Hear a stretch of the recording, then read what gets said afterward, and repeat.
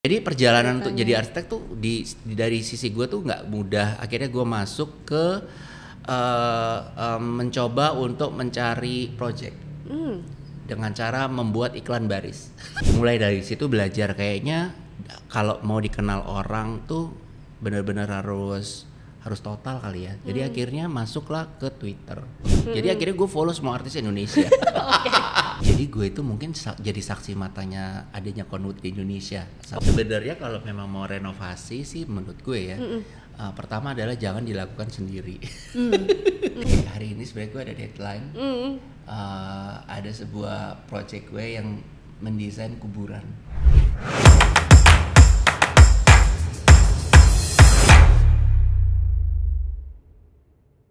Hi, it's Conspire, Conwood Inspire, podcast by Conwood. Nah, hari ini kita spesial lagi nih, mengundang seseorang yang spesial juga dari arsitek tropis, Mas Ren Katili. Halo. Halo Mas Ren. Apa kabar? Ketemu lagi ya Mbak Carla ya? Iya, nah tapi kali ini agak beda nih. Iya loh, ini seneng banget kita ada di Conspire.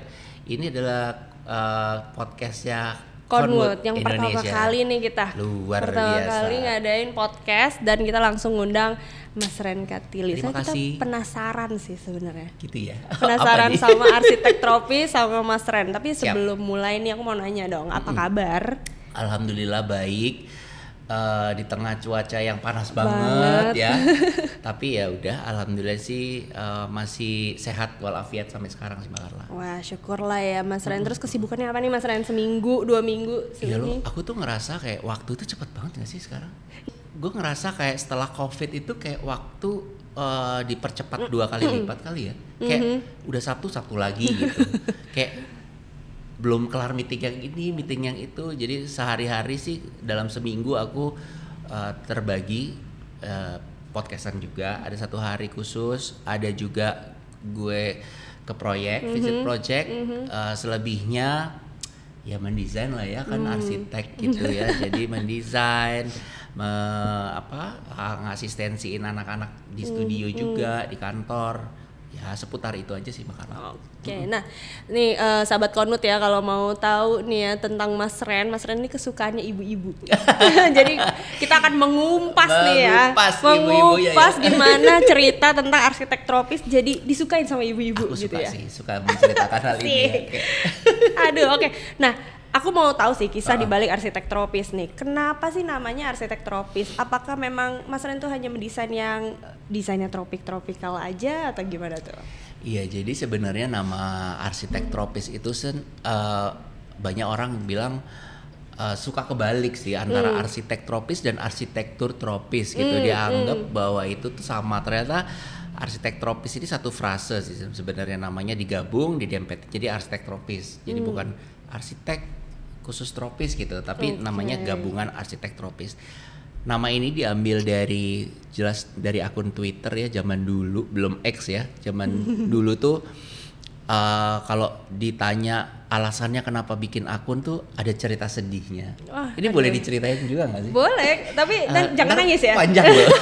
Gak apa-apa, kita tungguin. Iya, jadi ya dulu tuh pernah gue tuh masuk dalam fase kan pulang dari Jerman tuh. Jadi dulu emang kuliah dulu di. Ini sedihnya di mana dari Jerman? Dari Jerman. Okay. Dari Jerman itu orang kan harusnya happy ya. Iya.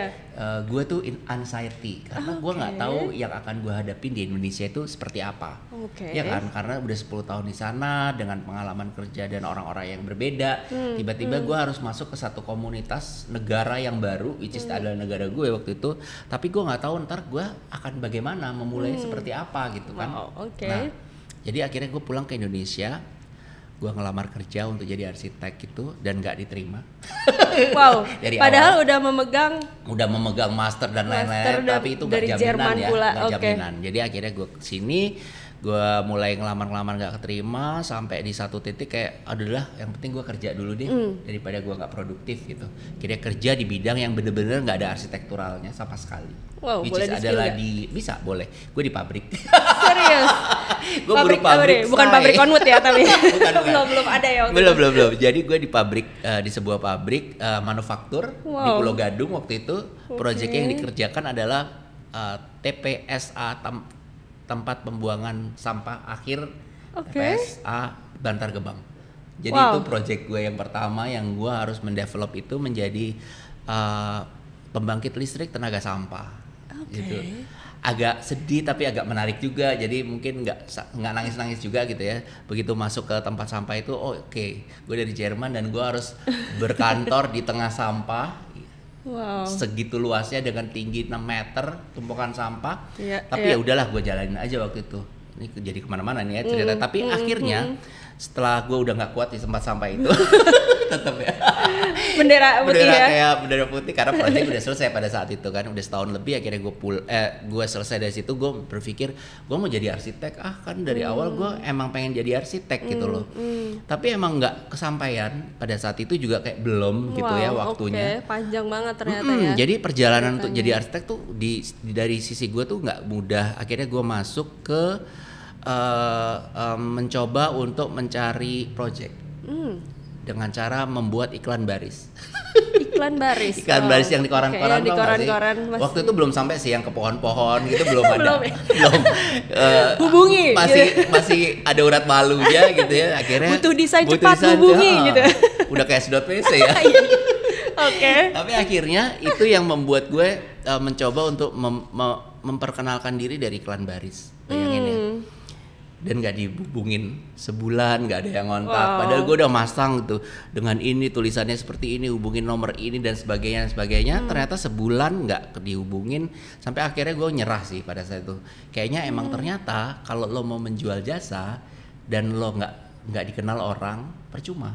Nah, di situ aku belajar sih, kayak berarti harus orang kenal aku dulu gitu. Wow. Dari Oke. itu akhirnya aku mulai kayak kita bikin sosial media. Waktu itu lagi happening Facebook dan Twitter. Waktu Facebook akhirnya aku pernah tuh nyoba sekali gitu kan, gue random aja itu add sampai 5.000 orang gitu. Terus apa setelah ini gitu kan? Mereka juga nggak nanya-nanya, namanya dulu kan juga belum ada interaksi dua sisi gitu. Akhirnya percuma juga ini kayaknya bikin akun di sini gitu.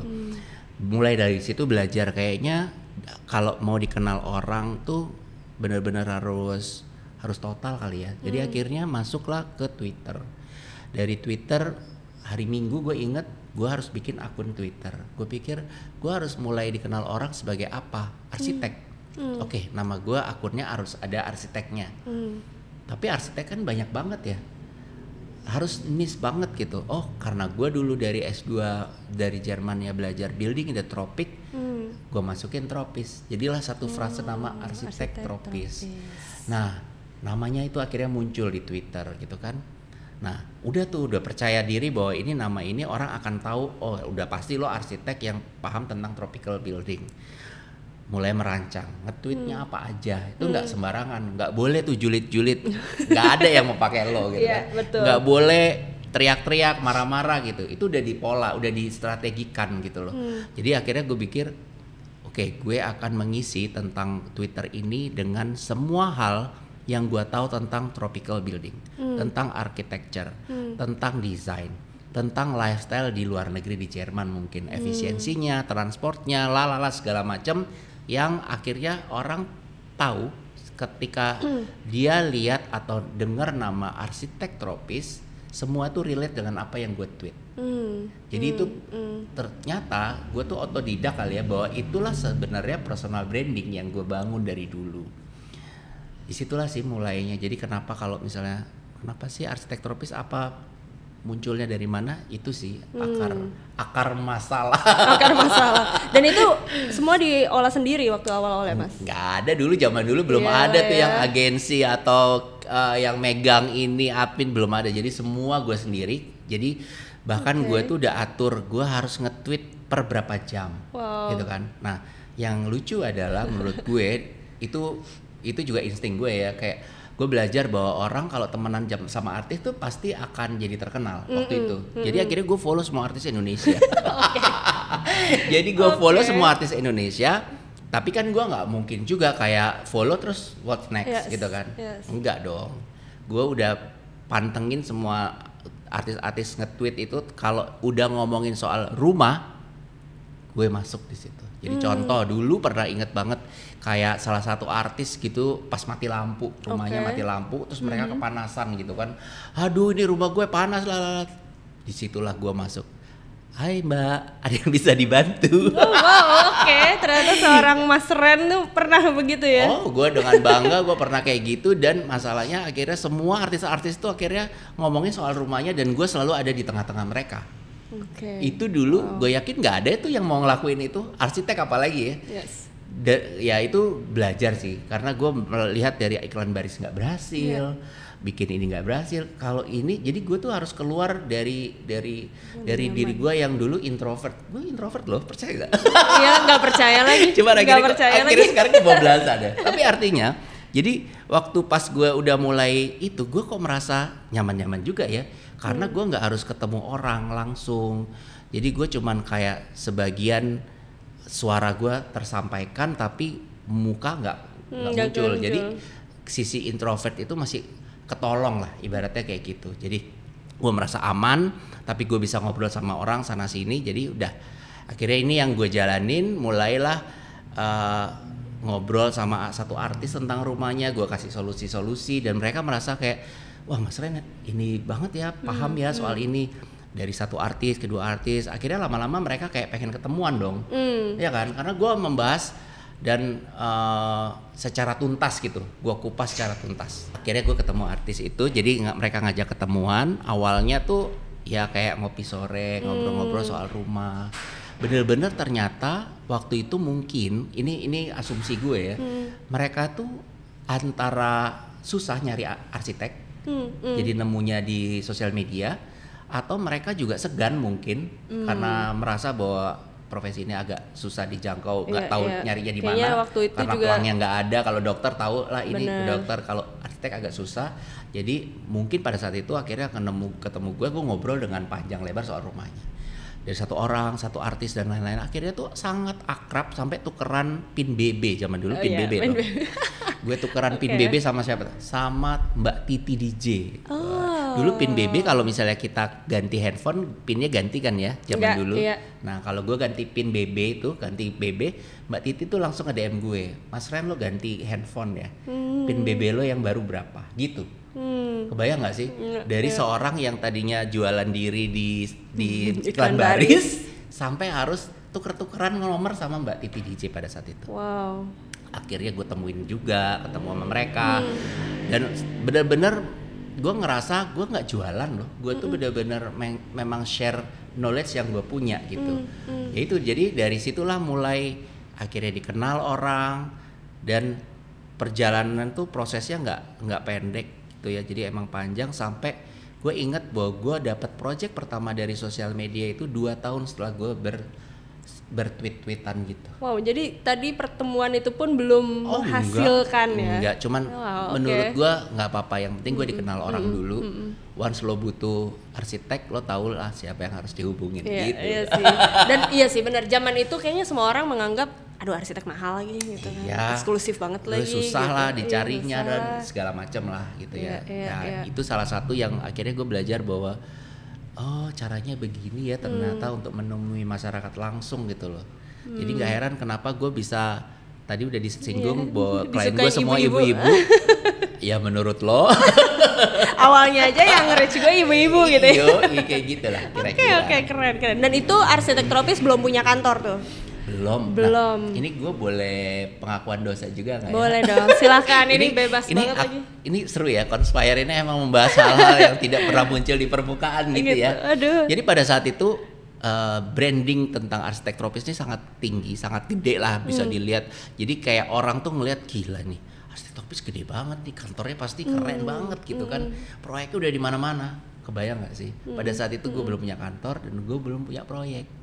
Oke, tapi waktu itu udah orang lumayan kenal arsitek tropis. Iya, orang udah mulai kenal. Terus kalau ada yang mau nanya, Mas main dong ke kantor lo, gue harus jawab apa? Iya, dulu belum ada desain HP ya, belum ada benda desain HP. Belum ada benda desain HP ini, jadi akhirnya bilang, ya udah ntar aja ngopi aja gitu. Jadi emang sengaja gue ajak mereka untuk ketemuan tuh nggak harus di kantor, karena pertama adalah nggak ada kantornya saya. Iya. Kantornya belum ada gitu. Jadi akhirnya ya udah. Terus kalau kan waktu itu udah masuk media TV juga kan, karena beberapa jadi project pertama gue itu gue coba untuk membrandingkan diri gue, semua knowledge yang gue tweet itu gue wujudkan dalam bentuk karya Sehingga waktu itu gue barteran sama pemilik rumahnya, homeownernya. Gue bilang boleh nggak ini semua karya-karya yang gue bikin di rumah lo ini gue jadiin portfolio dan gue share di sosial media. Dia bilang nggak masalah. Nah dari situlah gue share kemana-mana. Ya akhirnya media menangkap itu di sosial media karena oh ini arsitek temennya artis, bisa nih dijadiin konten di media. Waktu itu di tabloid, di majalah. Akhirnya profil gue masuk di profil salah satu majalah, bukan majalah arsitektur tapi majalah Dewi. Oh majalah Dewi. Majalah ya ibu-ibu. Okay. Kan, Ibu-ibu gitu. Jadi gue masuk majalah Dewi, Kartini, Nova. Lo Oke kebayang lah ya, dong. Kebayang banget Jadi lagi. akhirnya kalau benang merahnya kenapa beginilah berangkatnya gitu munculnya. Tapi akhirnya kalau media TV kayak gitu ya mengundang Mas Ren, gue mau dong posting tentang proyek-proyek lo gitu. Pada saat itu proyek gue baru satu, ya udah cuman itu. Terus mereka kalau nanya lagi proyek yang lain dong Mas Ren, iya ntar ya gue kabarin. Gue kabarin kalau udah jadi, kalau udah ada nextnya gitu ya. Ya udah. Akhirnya gue merasa kayak udah ternyata personal branding yang terlalu quote juga nggak bagus ya. Oh, asik. Jadi akan sangat mungkin harusnya sejajar. Yes. Jangan terlalu kuat, tapi juga portfolio harus diperbanyak gitu. Jadi akhirnya mulailah berjalan seiringan ketika sosial media jalan, project juga mulai banyak. Ya jadi gitu loh. Mulai awal cikal bakal ya studio arsitek tropis yang belum ada kantor. Jadi gue baru bikin studio arsitek tropis perusahaan itu di 2014. Gue nge-tweet itu dari 2009. Jadi butuh 5 tahun untuk establish punya sebuah biro arsitek yang mandiri gitu. Sebelumnya ya gue masih freelance aja sana sini di sosial media. Wow, perjalanannya panjang ya gitu. Aku tuh inget ya pertama kali ketemu Mas Ren itu sebenarnya sama Mbak Hedi Kurnianti, tapi aku masih kecil. Masih kecil kayaknya. Mas Ren juga nggak inget kalau itu tuh aku gitu. Tapi udah ada di situ ya? Udah ada di situ pertama kali, dan waktu itu diajak sama Mbak Hedi, tapi aku juga nggak ngerti kalian ngomongin apa. Sejujurnya. Cuma jangan bilang-bilang Mbak Hedi ya. Dia ntar baca tapi. Oke lah. Wow, keren. Jadi ternyata perjalanannya seru banget sih sebetulnya. Tadi udah menyinggung soal Conwood di awal ya dengan Mbak Hedi ketemu pertama. Jadi gue itu mungkin jadi saksi matanya adanya Conwood di Indonesia, asal tahu. Oke. Jadi kalau boleh bisa di-share boleh ya, boleh jadi ya. 3 episode nantinya ya. Kayaknya ini ya sih. Kita udah terserah ya, lo mau potong mau nggak, bodo amat. Tapi artinya gini, waktu itu di awal ketemu Hedi ngajakin gue jadi moderator, even bukan MC, bukan arsitek juga di project Conwood, enggak. Jadi justru mau mengajak gue untuk mengenalkan Conwood ke seluruh Indonesia. Kalau nggak salah 8 kota waktu itu, dari 13 kota kalau nggak salah. Ya udah gue ketemulah sama orang-orang Conwood dan seru ya. Jadi gue melihat produk ini bukan dari sisi arsitek, bukan dari sisi konsumen, tapi dari sisi moderator yang akhirnya gue jadi belajar tentang produk knowledge ini dari apa yang gue share juga waktu di stage gitu. Jadi akhirnya begitu gue ada project, udah kayak beberapa project gue semua akhirnya pakai Conwood karena itu gitu. Asik nih kalau udah salah satunya ya. Menurut gue kenapa gue bisa seintens itu ya gara-gara dari awal Conwood masuk ke Indonesia. Ya gue ikutin gitu ke kota-kota sampai gue lihat produknya, gue pegang-pegang kan. Pada saat itu mungkin belum ada di pasaran pada saat itu. Betul. Gitu. Dan masih nyarinya juga susah sih kan? waktu itu. Distributor belum banyak mungkin, tapi ya karena gue di awal ya gue jadi tahu duluan tuh tentang produk ini. Tentang produk Conwood ya. Yes. Aduh, berarti ini salah satu orang pertama nih ya. Orang pertama yang ada di Conwood. Yang ada di Conwood gitu. Jangan-jangan Mas Ren ada di daftar karyawannya Conwood ya? Iya, harusnya gue nomor 1. Nomor 1 ya. Oke lah. Nah tadi kita udah ngobrolin ya arsitek tropis dari awal, ternyata by Twitter gitu ya, nge-tweet by sosial media, dan dimana mungkin saat itu juga sosial media belum yang kayak sekarang yang semudah viral itu gitu ya. Iya, jadi dulu memang bener-bener awal ya masih mencari-cari lah gitu, belum tahu patternnya kan kayak gimana gitu, tapi ya alhamdulillah sih survive ya sekarang. Wow. Ini keren sih. Nah terus kalau ngomongin desain nih ya Mas, tadi mungkin Mas Ren sempat spill juga kalau ya memang yang dibawakan di awal ya tropical gitu ya. Nah kalau misalnya nih aku atau teman-teman homeowner gitu ya, sahabat-sahabat Conwood yang mau merenovasi gitu ya, itu sebenarnya kita tuh harus punya budget yang gede banget, atau kayak gue pengen sih punya desain tropical nih di rumah gue tapi gue gak punya duitnya gitu. Gimana sih buat meminimalisir nih si mindset yang kurang bagus ini gitu. Jadi sebenarnya kalau memang mau renovasi sih menurut gue ya, pertama adalah jangan dilakukan sendiri. Karena kalau dilakukan sendiri ya kita kan nggak pernah tahu ya bahwa budgetnya akan seberapa. Jadi memang harus butuh bantuan orang lain. Which is bantuan orang lain itu adalah yang expert gitu. Jadi yang mungkin pertama kali harus ditemui gitu ya.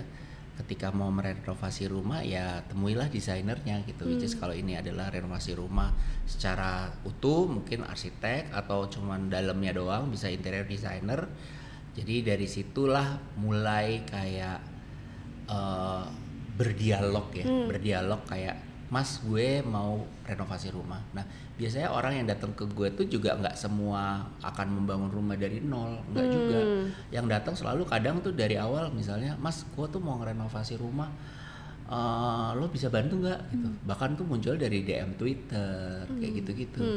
Nah kadang kan mungkin nggak tahu ya, kalau gue tuh menganggap semua orang yang butuh arsitek kalau udah sampai minta pertolongan kita, gue udah nggak lihat lagi tuh besaran proyeknya mau kecil mau besar apa segala macam. Jadi dia datang biasanya gue tanya-tanya dulu, kalau mau merenovasi ini renovasinya jenisnya seperti apa, renovasi yang untuk kayak menambah ruang saja atau merombak ruang atau menambah lantai atau bahkan menambah bangunan gitu kayak terpisah kayak gitu. Jadi supaya kelihatan gambarannya bahwa ini besarannya akan seperti apa. Nah kalau dia bilang gue kayaknya mau renovasi total deh mas gitu. Nah kalau udah kayak gitu kan pasti budgetnya juga nggak gede gitu kan. Berarti emang harus dirunut dari awal desainnya akan seperti apa, existingnya seperti apa. Jadi kalau misalnya ada tanya budgetnya harus disiapin berapa sih untuk merenovasi rumah, itu sekali lagi tergantung juga sih, tergantung dari kebutuhan mereka. Kadang kebutuhannya itu bisa jadi nggak terlalu besar, yang besar adalah keinginannya. Iya sih benar. Tapi kan kadang kita tuh udah takut duluan gitu loh mas ya, sama kayak pengalaman Mas Reln di awal gitu ya, kayak ketemu arsitek tuh udah takut duluan gitu kan. Jangan dong, jangan. Kita nggak gigit. Kita nggak gigit. Jadi tetap ditanya, dicari. Sekarang udah banyak banget arsitek di sosial media ya, terutama yang bisa dilihat karya-karyanya. Jadi nanti tinggal ajak aja ketemuan, atau mas boleh nggak naik dulu kayak gitu. Jadi pasti ditanya-tanya, misalnya gue tuh mau bikin renovasi nggak gede nih, misalnya cuman kayak gue mau ganti ruangan tengah misalnya void dan lain-lain, diutarakan aja. Nanti mereka akan kasih solusi. Ibaratnya gini, kalau arsitek itu merasa proyek ini kayaknya terlalu kecil buat mereka gitu kan, biasanya mereka juga akan kasih solusi, merefer ke temennya dan lain-lain gitu. Kalau mereka memang tidak menampung itu. Tapi kalau mereka lihat kayak ini bisa kok, nih gue bantuin, nggak masalah gitu. Intinya kalau dengan expert itu kan dia akan bisa melihat dari kacamata secara keseluruhan tentang proyek ini. Dari desainnya, nanti eksekusinya, lama pekerjaannya, tenaganya berapa, duit yang harus keluar berapa, apakah dia harus pindah rumah dulu atau bisa stay di situ, itu banyak hal yang Iya sih, benar. Jadi memang yang pertama kali menurut gue, kalau memang mau renovasi ya pertama adalah ketemu sama expertnya, nanti baru dari situ tuh biasanya digali sebenarnya, oh ini nggak perlu direnov, ini tuh cuma butuh diginiin doang. Nah, kebayang kalau misalnya nggak ketemu sama si expert kan kita bisa punya asumsi yang kita nggak paham. Benar sih. Oh kayaknya ini harus dihancurin semua deh mas. Ternyata kalau dari sisi arsiteknya, oh enggak, ini nggak harus dihancurin kok, ini strukturnya masih kuat, ini cuma ganti pelapis ya dan seterusnya. Artinya dari asumsi yang mahal tadi bisa jadi berkurang karena oh ternyata bisa ya ada hal-hal yang harus dieliminasi gitu. Iya, ternyata nggak harus tadi ya ganti struktur itu iya, kan kayak harus diratain semua gitu ya. Makanya ketemulah dengan orang-orang yang paham soal ini, dan kebetulan kalau interior designer gitu ya. Kalau untuk rumah keseluruhan ke arsitek. Wow, Gitu. Oke, keren nih. Soalnya masih banyak banget, bahkan sampai hari ini gitu ya, kenapa alasannya juga kayak Conwood tuh ada Instagram live sama arsitek, sekarang ada podcast gitu. Itu supaya sebenarnya mau menggali nih mindsetnya aku dan homeowner, teman-teman homeowner sih, kayak ketemu arsitek aja dulu gitu. Betul. Karena kita udah takut duluan sih biasanya di awal tuh. Udah pokoknya nggak usah takut mau punya duit nggak punya duit, kalau udah soal rumah, mau ganti rumah, mau renovasi rumah, temuin orang yang bener dulu gitu. Karena bisa jadi lebih murah jangan. Iya sih, Karena kadang kalau misalnya nggak usah deh langsung ke tukang aja, yakin deh ilmunya beda, eksekusinya juga beda, solusinya juga akan beda. Iya sih, benar sih. Aku pernah ada sih yang ngomong tuh arsitek persis banget yang Mas Ren bilang gitu ya, bahwa kadang mungkin kebutuhannya nggak separah itu gitu, malah jatuhnya kita malah nambah kos sih kalau misalnya mindsetnya masih takut. Bener. Aja tuh. Gitu. Mindsetnya yang harus diubah, bahwa dengan kita, dengan arsitek tuh mindsetnya adalah bahwa rumahku nggak akan lebih mahal ketika aku bangun sendiri dengan tukang. Itu mindset yang harus ditanamkan dari sekarang, karena arsitek bisa cari solusi untuk rumah menjadi lebih efisien. Kalau di tukang mungkin nggak nemu ya solusi-solusi itu, karena ilmunya akan beda antara tukang dengan arsitek. Oke. Nah, kalau misalnya nih pemilik rumah pengen ada nuansa-nuansa tropikalnya gitu di rumah, tapi tanpa renovasi, itu mungkin nggak sih Mas? Mungkin. Jadi gini, kalau kita ngomongin soal nuansa tropis tuh, nah ini mungkin juga adalah mindset bahwa tropis itu adalah iklim kan ya. Jadi kalau memang kita orientasi terhadap iklim, yang disasar pertama adalah kenyamanannya dulu. Bahwa rumah itu harus benar-benar comfort dengan iklim yang ada gitu. Kalau cuman kasih tambah-tambah daun gitu ya, contoh corak-corak daun biar tropis, sebenarnya yang daun itu di Eropa juga ada daun dong gitu kan. Tapi beda kan. Kalau kayu-kayu di Amerika juga country style itu juga kayu-kayu gitu. Jadi kalau kita udah ngomongin tentang bangunan tropis, berarti relate-nya adalah climate. Jadi kalau gimana caranya ya, di daerah iklim tropis yang banyak adalah cahayanya yang akan muncul sepanjang tahun, tapi dengan suhu yang panas. Nah, bagaimana mengkombinasikan itu supaya cahayanya ada tapi ruangan nggak panas. Nah, itulah sebenarnya inti dari tropical housing gitu. Iya sih, dan itu lagi relate juga lagi pas COVID gitu ya Mas. Jadinya orang bener. Jadi pada saat itu orang merasa terkungkung dengan rumahnya, dan orang yang nggak tahu tentang mungkin banyak nggak hidup dalam rumahnya sendiri, berasa bahwa ternyata rumah gue kurang banget ya. Ini kalau gue kayak 24 jam di rumah kayak ternyata gue nggak nyaman. Nah, kenyamanannya akhirnya dicari sendiri. Bisa jadi dari warna yang visual dulu gitu ya. Dia suka yang hijau-hijau gitu kan, menambahkan unsur-unsur tanaman di dalam rumahnya, itu mungkin salah satu yang bikin dia mood. Kemudian ketika dia lihat, oh ternyata udara segar tuh juga bikin otak nggak korslet gitu ya, lebih fresh, sehingga dia mulai buka jendelanya yang udah ditutup sepanjang tahun, dibuka ternyata dia dapat udara segar, sehingga dia merasa bahwa rumahnya yang kemarin tuh sangat artifisial, semua pakai AC 24 jam, lampu dinyalain 24 jam, tapi ketika dia coba untuk memasukkan unsur outdoor, unsur alam, ternyata dia merasa lebih hidup, gitu kan. Nah, makanya tadi pembelajaran juga tuh zaman COVID mengenai orang lebih mengenal rumah tuh di zaman itu. COVID ya. Spill dong, Mas Ren, gimana pengalamannya pas kemarin COVID tuh? Ya Allah. Dalam hal desain-desainan nih. Justru ya kalau menurut aku orang dulu di zaman COVID itu ya, ternyata tuh mereka tuh kan nggak bisa keluar negeri, nggak bisa ke liburan gitu. Uangnya kan numpuk kan beberapa kan. Sehingga ada orang rewel gak ibu-ibunya? Ibu-ibu tuh jadinya gini, ada yang sengaja kontak aku untuk mendesain rumahnya, tapi sebenarnya dia juga kalau dibangunnya kapan nggak tahu deh Mas, tar aja. Jadi untuk menyehatkan dirinya, untuk supaya nggak 24 jam tuh WFH itu kan memakan energi yang cukup tinggi gitu, apalagi ngomongin soal perusahaan terus gitu, sehingga dia butuh pendamping hidup, bukan pendamping obrolan sepanjang COVID itu, sehingga mereka meng-hire aku, akhirnya kita ngobrolin soal rumah, dan itu ternyata menenangkan beberapa orang. Jadi akhirnya di situ kita lebih kayak, yo ini rumahnya kayak gini, nanti model gini, meskipun ya nggak tahu deh kapan dibangunnya gitu kan, tapi paling nggak dia punya agenda dalam seminggu itu ketemu gue secara online tuh bahas rumahnya. Wow, seru kan? Seru Jadi banget. ternyata ada ya akhirnya orang belajar juga bahwa arsitek tuh nggak melulu tentang ngegambar desain, tapi bisa bertukar pikiran tentang rumahnya gitu.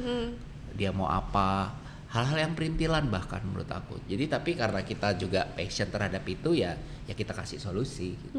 Dan jadi happy malah ya mengerjakannya ya, kayak jadi sharing juga lagi sama teman-teman homeowner sama ibu-ibu tadi ya. Nah ini yang paling disukain ibu-ibu nih, hemat anggaran ya nggak sih, hemat biaya gitu kan. Nah strateginya apa aja nih Mas yang mungkin bisa dikasih sama Mas Ren sebagai, ya Mas Ren kan tadi ahlinya gitu ya dalam hal renovasi, desain, arsitektur. Nah ini yang paling disuka nih sama kita. Jadi ya waktu itu pernah dalam satu project tiba-tiba tuh kayak dia tadinya punya rumah, dia tinggal di situ dengan bayar listrik 3 juta per bulan. Setelah renovasi bukan renovasi, dia bahkan pindah rumah sebenarnya, tapi dibangun dari nol. Yang rumah lamanya itu dia beli udah dengan kondisi seperti itu, listrik harus dibayar tuh 3 juta per bulan. Setelah dia bikin rumah sama aku, terus dia bilang, Mas lo tahu gue tuh bayar listrik cuma 300.000 loh sekarang. Dia bilang, yang bener lo. Iya bener, iya banget. Dia ini ya, gue tuh padahal pakai ini di rumah itu ada motor listrik, ada coffee machine 2, ada hair dryer, ada komputer, semua lah ya gadget-gadgetnya tuh di spill gitu. Antara dia sebenarnya pengen curhat atau pengen pamer ya. Sekalian dia kasih ya sama brandnya ini gitu. Ya ini yang harga segini enggak ya.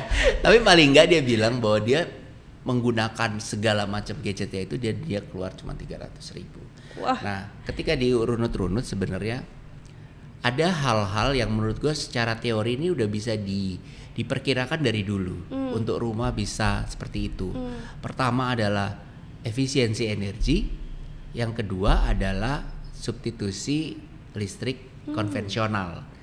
Nah ini dua-duanya dilakukan oleh ibu-ibu klien gue ini. Nah pertama waktu dia bikin rumah pertama kali, dia bilang pokoknya gimana rumah gue itu nggak harus 24 jam pasang lampu dan nggak 24 jam pasang listrik AC. Karena sebenarnya bill listrik yang kita bayar per bulan itu bisa jadi sekitar 40% itu larinya ke AC. Sisanya itu ya ke kulkas, kemana-kemana yang lain-lain. Artinya kalau kita meminimize yang 40% itu berarti kan listrik turunnya lumayan drastis dong. Tapi kan bukan berarti udah nggak pakai AC, nggak apa-apa kepanasan. Salah sendiri kan nggak gitu juga. Berarti desain rumahnya yang harus nggak pakai AC. Mindset awalnya itu. Yang sehingga kalau mau pakai AC bisa. Tapi default sistem dari awalnya itu harus yang tidak pakai AC dulu. Nah, kalau kita mau mendesain rumah yang emang dari awal mindsetnya adalah nggak pakai AC dulu, berarti kan kita harus tahu dong iklim di luarnya kayak gimana. Jangan-jangan ternyata nggak bisa karena di suhu di luar kayak 40 derajat misalnya, sehingga dia nggak memungkinkan. Nah akhirnya mulai pada saat mendesain aku urai tuh. Jadi kayak nih rumah ini hadapnya ke arah sini. Karena ini di Pulau Jawa berarti dia di bawah Khatulistiwa. Matahari akan sepanjang tahun dia utara Pulau Jawa. Sehingga rumah yang bagus lebih adem menghadap ke selatan. Buatlah bukaan-bukaan lebih mengarah ke arah di mana matahari itu nggak jadi sumber panasnya. Ada trik-triknya. Nah jadi yang caranya misalnya supaya tadi ditanya biar hemat biar murah gitu ya dari anggaran apa tuh? Anggaran itu kan ada anggaran pembangunan dan anggaran operasional ketika rumah udah jalan. Yang lebih penting menurutku operasional ketika jalan. Iya kan? Nah, kalau dari yang anggaran pembangunan di awal, apa ini yang harus dihemat dan efisiensikan? Nah, pilih aja material-material yang memang kuat. Secara umurnya harus panjang, efisien juga terhadap penggunaan materialnya, jadi nggak perlu berlebihan. Pokoknya ada hal-hal yang memang bisa dari sisi material ya. Dari sisi material tuh yang kira-kira bisa membuat budget pembangunan itu bisa minim. Minim itu bukan cuma minim pada saat di awal, tapi minim perawatan karena perawatan bagian dari cost bangunan. Kemudian juga bagaimana rumah ini ketika dibangun harus menciptakan operasional yang murah. Yang AC-nya tadi aku bilang tadi itu nggak harus 24 jam, sehingga harus pengaliran udaranya bagus, pencahayaannya bagus. Sehingga ketika rumah ini beroperasi itu turun semua drastis. Dan yang satu adalah yang tadi aku bilang substitusi energi yang bisa konvensional ke energi yang sustainable, yang renewable. Akhirnya mereka install solar panel untuk membuat supaya listrik di rumah itu disubstitusi dari matahari. Makanya jadi yang dari 3 juta tadi bisa turun sampai ke 300.000. Wow. Lumayan tuh.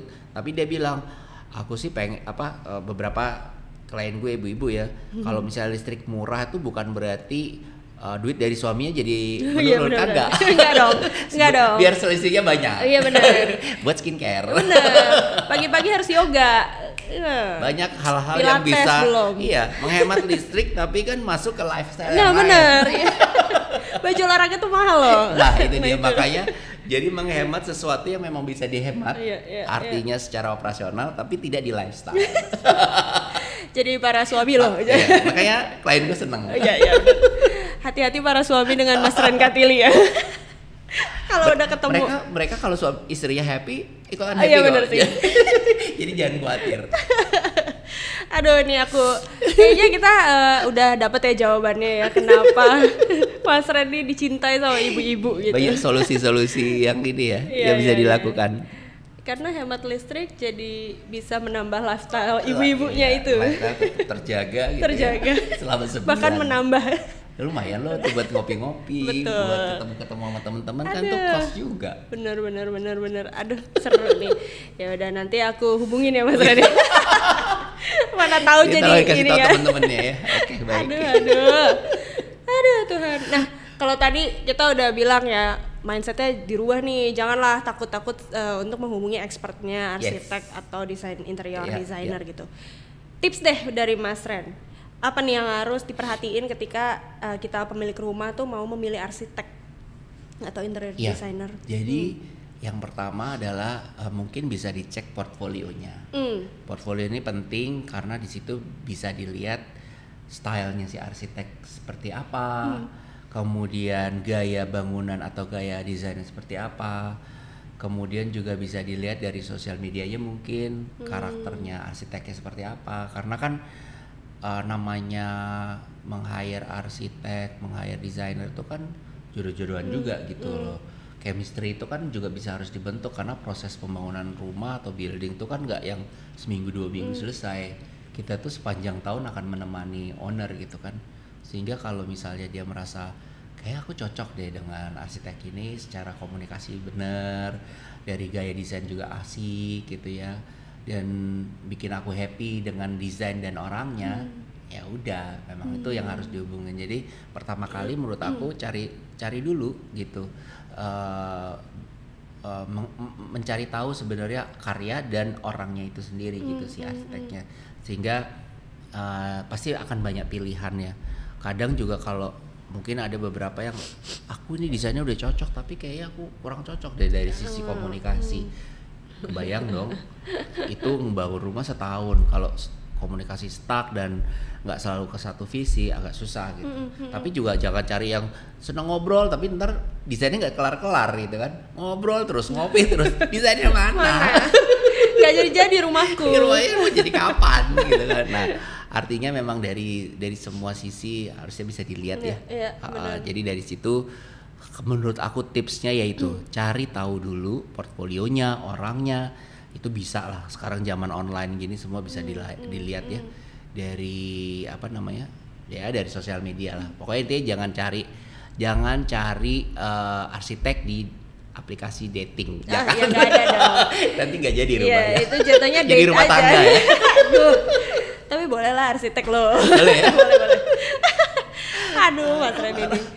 Tapi Mas Ren tuh kan dicintai ibu-ibu, hampir ibu-ibu semua. Mungkin ibu-ibu dicintai ya. Cuman lebih kayak dia seneng aja gitu bekerja sama gue. Kesannya cintai rame banget. Rame banget gitu ya. Tapi pernah gak sih Mas Ren diomelin gitu? Oh iya. Pernah Mas? Ada beberapa, tapi gini mindsetnya ketika dia omelin tuh kan karena gue udah tahu bahwa ibu-ibu itu kan adalah orang yang mungkin susah gitu ya? ditebak ya menurut gue. Oke. Wow. Ya lo lihatnya naik motor, saya ke kiri lo ke kanan. Itu tuh mau ngasih tahu yang kiri gue mau belok kanan gitu. Itu ya bahasa ya. Tapi artinya Oke. Mungkin juga nggak semua orang juga bisa memahami ini. Kalau gue tuh mencoba mendalami klien tuh luar dalam lebih kepada kayak apa yang tersirat dan yang tidak tersirat, kebayang ya? Jadi kalau dia udah kelihatan moodnya kurang enak, nah itu mendingan gue jangan minta waktu untuk ngobrol gitu. Atau gue selalu tanya, hari ini lagi lowong nggak, lagi pengen ngobrol kak gitu, gue mau presentasi nih gini-gini. Nah dari situ dia bilang, wah gue lagi ribet gitu, mendingan jangan maksa gitu. Terus juga mulai mempertajam intuisi ya. Gue itu ada beberapa project gue yang gue itu melihat. Jadi kalau mau ketemu sama klien tuh sebenarnya gue lihat dari ujung rambut sampai ujung kaki. Apa yang dia suka. Kan nanti tuh bisa kelihatan tuh benang merahnya. Jadi ada satu project gue yang rumah itu gue kasih warna pink. Karena gue ngerasa tiap gue ketemuan sama klien gue ini dia selalu pakai outfit pink. Jadi kayak udahlah gue sodorin ini tuh kan nggak diprotes gitu. Jadi kalau diomelin mungkin hal-hal yang memang bisa jadi komunikasi yang atau miskomunikasi. Tapi kalau hal-hal yang lain insya Allah sih enggak ya. Misalnya kayak oh ini kurang rapi atau kurang apa, itu mungkin ya ada beberapa yang bisa emang dihandle sama kontraktor jauh lebih cepat tuh, nggak masalah. Tapi kalau yang sangat prinsip sih jarang ya. Jadi omelan-omelannya tuh biasanya lebih kepada kayak dia nggak diperhatiin misalnya, kayak gue udah kasih waktu jadi gue nggak gitu. Tipikal cewek-cewek ya. Sibuk banget sih gitu. Gue sampai nggak yeah. Ya you know lah ya gitu. Ya artinya memang makanya kalau itu dengan mengeliminirnya adalah gue memberikan kepastian waktu. Misalnya seminggu lagi ya bu gitu, seminggu lagi ya mbak gitu. Jadi dia tahu bahwa seminggu lagi dia akan mendapatkan apa yang dia mau dari gue. Jadi gue harus berusaha menepati itu gitu. Biasanya kalau perempuan wanita ya harus kasih kepastian ya. Kasih kepastian itu penting. Terus juga soal selera gitu, soal desain. Kadang kan ada beberapa mungkin arsitek atau desainer yang punya idealisme yang sangat tinggi ya. Kalau di gue, idealisme gue itu bukan dibentuk atau tapi lebih kepada comfort zone tadi, comfort space yang nyaman tadi itu yang paling penting. Jadi selama itu terbentuk, biasanya gue itu dalam mendesain tiba-tiba ada pink, tiba-tiba agak modern klasik, tiba-tiba sangat tropical, sangat ini. Itu sebenarnya gue mengakomodir klien-klien gue. Jadi gue melihat men-screening apa yang dia suka dan lain-lain tuh gue tampilkan di dalam desain gue. Dicampur dengan apa yang gue yakini benar terhadap sistem atau prinsip building in the tropic tadi gitu. Wow. Jadi makanya tiap bangunan tuh beda-beda. Itu bukan karena gue sepenuhnya gue yang ini, enggak. Sebenarnya gue mengadop apa yang mereka suka. Misalnya tiba-tiba kayak aku tuh suka yang warnanya putih semua mas. Tiba-tiba ada bangunan gue yang putih semua. Tapi tiba-tiba ada yang pink. Ya itu karena gue melihat klien gue ada yang suka yang kayak gini. Kan semua orang punya personal selera yang berbeda-beda gitu. Jadi makanya gue coba memahami tanpa dia harus berkata-kata. Wow. Jadi gue ngeliatin aja, oh bajunya ini, besoknya ini, besoknya ini. Oh mbak ini harus yang kayak gini gitu. Atau selera ketika misalnya gue kayak ngopi-ngopi, nanti mas kita ngopinya di sini ya gitu. Pemilihan restoran atau kafe itu menurut gue juga bagian dari selera dia. Sebuah statement sebenarnya. Jadi makanya gue lihat, kok dia suka di sini, berarti ini dia suka nih elemen-elemen yang ada di sini. Jadi lebih kepekaan kita diperbesar itu mempermudah pekerjaan kita harusnya. Karena itu ada bagian yang memang tidak terucap tapi harusnya kita ambil gitu, bahwa ini adalah bagian yang dia suka gitu. Dan itu susah loh sebetulnya. Dilatih aja, makanya nanti datang tuh semua. Iya, rombongan ibu-ibu itu ya. Udah pernah belum nih kesini arisan gitu sama Mas Ren? Gue tuh pernah, kalau nggak salah gue pernah diundang sebuah arisan. Klien bener, gue udah dong, ya lebih kepada kayak bukan arisan sih, jadi dia ingin selamatan rumahnya gitu kan. Diundanglah teman-temannya kan, rame banget gitu kan. Nah biasalah gue tuh datang itu nanti sebagai yang akan dikenalkan oleh ke teman-temannya ini, karena bagian ini mungkin kayak 10 tahun yang lalu lah atau berapa tahun yang lalu, jadi kayak menggunakan arsitek itu sebuah prestis ya. Biasanya beberapa orang gitu. Nanti dia kenalin, ini lo arsitek gue gitu. Biasanya dari situ sih gue dapet klien baru ya. Dan ibu-ibu lagi. Ibu-ibu lagi datang lagi gitu. Mas Ren, kapan ada waktu main ke rumah gue dong, liatin rumah gue dan lain-lain. Lo kebayang kan? Jadi kayak marketingnya gitu aja dari arisan ke arisan. Seru banget loh. Aduh. Bener-bener nih. Beneran sih kayaknya nanti podcastnya judulnya ini ya. Iya. Bagaimana memikat ibu-ibu. Klien ibu-ibu ya. Oke. Nah ya wes lah, ini dari pengalamannya Mas Ren nih ya, yang dimulai dari Twitter loh guys, gila keren loh. Kita aja yang sekarang nih dimudahkan dengan teknologi yang ada belum tentu bisa kayak Mas Ren sih. Itu harusnya bisa lebih canggih tapi Conwood gitu loh. Aduh, amin. Conwood sih udah canggih sih. Aku enggak. Oke lah, nah siap, ini nasehat deh, kita mau denger nasehat. Aduh, nasehat tuh kayak gitu. Gue mbah-mbah gitu. Nasehat saran deh ke kita homeowner gitu ya, ketika kita mau menciptakan nih ruang hidup kita yang ideal gitu ya, tadi rumah, desain atau renovasi, apapun itulah yang akan jadi tempat tinggal kita sampai seumur hidup gitu kan. Nih gue baru kayak hari ini sebenarnya gue ada deadline, ada sebuah project gue yang mendesain kuburan. Okay. Jadi ternyata arsitek itu mendesain dari dia kecil, dari bayi, which is adalah rumah bersalin mungkin, sampai kuburan, sampai tempat dia mati. Jadi kayak life cycle-nya itu semua berkaitan sama arsitek akhirnya. Ketika dia menikah, dia butuh aula yang altar dan lain-lain. Dia mau bulan madu, kita yang bikinin villanya. Bikin rumah tangga, untuk rumah tangganya kita bikin. Jadi artinya ternyata arsitek tuh sepanjang itu ya, membuat semua life space buat orang yang dari 0 umurnya sampai dia meninggal gitu ya. Jadi menciptakan rumah. Jadi kalau saranku untuk rumah ideal itu benar-benar personal. Jadi personal itu artinya orang harus menggali dirinya sendiri dan mulailah menuliskan sih menurutku biar nggak lupa. Karena ada beberapa klien gue yang datang ke gue itu udah dengan segala macam list yang dia mau dan dia belajar.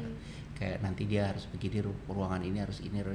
Jadi ketika dia menggali aktivitas dia akan seperti apa, dia maunya ngapain dan seterusnya. Bahan ini ketika dikasihkan ke arsitek tuh akan jauh lebih mudah pekerjaannya menurut gue. Nggak perlu meraba-raba lagi. Jadi rumah yang ideal buat setiap orang akan berbeda satu dengan yang lainnya, dan ini sangat personal dan akan jauh lebih baik dituliskan. Karena kadang waktu dia rumah idaman waktu dia single dengan ketika dia sudah berumah tangga itu akan jauh berbeda gitu. Ya kan? Tapi paling nggak ada benang merahnya, misalnya bahwa dia itu suka rumah yang selalu ada halamannya luas. Misalnya. Nah, itu belum tentu ideal dengan orang yang males ngurusin tanaman. Iya, bener lagi. Iya kan? Jadi memang akan sangat spesifik, setiap orang memiliki syarat-syarat ideal untuk rumahnya, dan menurutku nggak apa-apa cari terus referensinya sampai duitnya ada dan untuk membangunnya gitu ya. Jadi kalau udah tahu bahwa gue punya halaman yang luas dan lain, minimal lo tahu harus beli lahan yang seberapa. Dan kalau konsekuensinya kalau belinya di tengah kota kan jauh lebih mahal dibanding di pinggir kota. Jadi mungkin ada yang harus diprioritaskan, ada yang bisa ngalah gitu ya. Tapi sesungguhnya kalau rumah yang ideal di daerah tropis, nah ini kalau gue harus garis bawahi lagi, benar-benar harus bisa memahami terhadap iklim di mana bangunan itu akan dibangun. Misalnya akan bangun di Jawa dengan di Manado akan beda. Mataharinya ada arah yang berbeda muncul dan lain-lain. Sehingga ketika rumah itu akan dibangun di Jawa, dia udah tahu tuh persyaratan dan mungkin nggak harus dia yang tahu, tapi serahkan aja ke arsiteknya. Menurut aku tuh itu yang paling penting sih. Jadi dengan begitu akan jauh lebih gampang untuk mencari rumah yang ideal itu, atau hal-hal yang dia mau itu dari apa yang dia pikirkan udah lama, dan kemudian curahkan semua itu ke desainernya. Gitu. Iya ya, dan zaman sekarang kayaknya juga lebih mudah ya untuk kita googling gitu ya istilahnya, untuk nyari inspirasi rumah, sesimpel Pinterest gak sih? Iya, langsung. betul.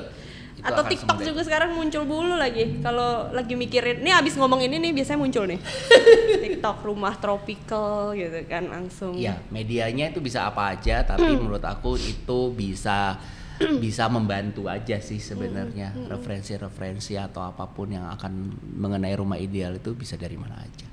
Tapi syaratnya ya kita yang tentukan dari diri kita sendiri gitu. Nah ini kayaknya kita udah mau berakhir udah gitu di ujung ya. acara Udah sih di ya. ujung acara gitu.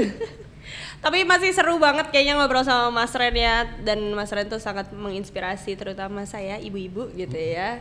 Inspirasi terutama buat teman-teman yang mau mendesain rumah, mau renovasi atau mungkin lagi di tahap beli rumah gitu ya Mas tadi. Mungkin terakhir kali ya aku pengen denger patah dua kata gitu ya dari Mas Ren sebagai seorang arsitek. Saran-saran deh buat kita yang kalau tadi ibu-ibu mungkin sekarang yang Gen Z gitu ya, yang memang masih mau nabung nih Mas Ren buat renovasi ataupun beli rumah gitu. Nah tadi kita udah dengar saran buat milih arsitek tuh begini, saran ini tuh begitu gitu. Nah sekarang kalau misalnya nih Gen Z kan kayaknya akan kebagian lahan yang nggak gitu luas gitu ya. Ya ini correct me ya if I'm wrong gitu, tapi kayaknya sekarang mencari tanah yang luas tuh cukup sulit, perumahan yang besar tuh sulit gitu ya. Tapi pasti dong ya kita nanti pengen banget punya rumah yang ideal buat kita, tapi ya nggak gede-gede banget gitu. Nah saran deh dari Mas Ren biar tetap ada sirkulasi yang bagus, tetap bisa desainnya estetik gitu. Iya, kalau rumah itu kan pasti akan jadi kebutuhan primer ya menurut aku. Jadi di setiap generasi pasti ada kendala yang masing-masing, tapi juga akan ada teknologi yang membantu dari sebuah masalah yang ada menurut aku ya. Jadi buat yang sekarang masih belum memiliki rumah dan baru mau menabung atau bermimpi terhadap memiliki sebuah rumah, mau mungil kayak mau enggak pun gitu ya, yang penting kata kuncinya itu nyaman ya menurut aku. Dan nyaman ini usahakan adalah dari diri sendiri, bukan nyaman tetangga yang lihat.